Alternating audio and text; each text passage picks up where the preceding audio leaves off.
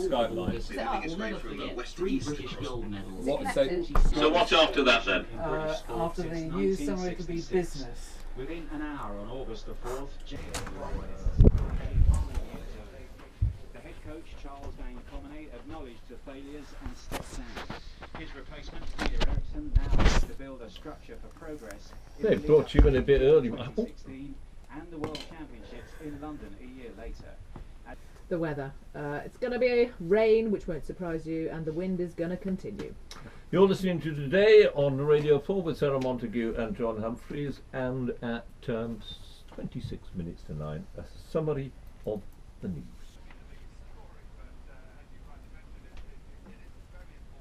Thank you, Justin. The time is 20 to 9. Now, how many apps have you got on your phone or your tablet? If you have a phone or a tablet, of course, bet it's a lot more than you had when the year began. So, where's it all going to end? Or at least, how is this year going to end?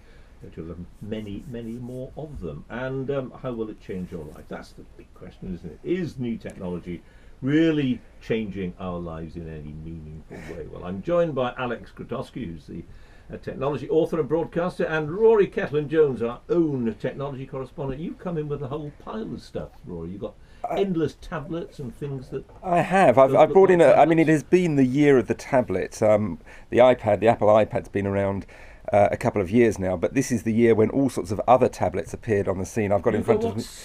I've got several of them. I've got the Microsoft one, the Surface. I've got a Google Nexus tablet, which has been a big force out there, really. I mean, a lot of this year has been about the battle between Apple and Google, with Google's... well, interestingly, as the year ends, Google seems very confident about its Android system, which is beginning to be the dominant system on phones and on tablets. And you've got one there that doesn't look like a tablet. It's not a tablet. It looks like a bit of the inside of a very old one. I've got something with me which is rather different and tells a slightly different story. It's called the Raspberry Pi. It's a sort of bare bones little computer that's pretty cheap. It's not a computer. It's just bits of...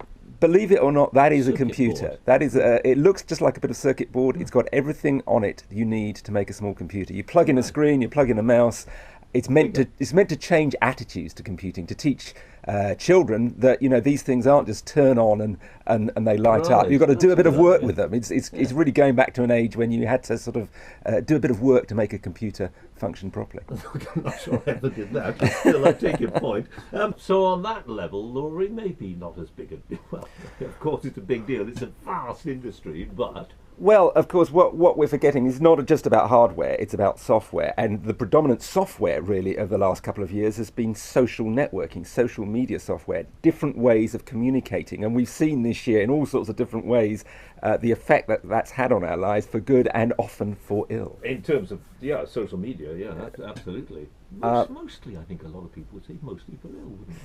Well, that is the great debate. A lot of people will say that they've established new connections, that things like the Arab Spring. A lot of people credited what happened with the Arab Spring for the potential of these technologies, and particularly mobile technology, to bring people together, to allow them to challenge the established order. But we have seen the negative sides of that throughout this year too. Precisely, and that's it. And Rory, this was the year when the mobile internet took off, wasn't it? It absolutely was, and I think what we must remember is that in large parts of the world, we think of Africa, for example, this is the way that millions of people are getting connected to the modern world for the first time. And for many places, it's kind of leapfrog technology. They've gone over the period when people used computers to get onto the internet, to communicate with each other. They've gone straight to mobile communications, and that's as they went directly to mobile phones instead of bothering with phones at home. They leapfrog. That is their route to the internet, and they are using it in many countries in all sorts of innovative and interesting ways. So there we are. That's a good. Maybe people will tell us about the bad as well in a moment or two, because we're having a bit of good and bad news as well in this programme. Alex and Rory, thank you both very much indeed.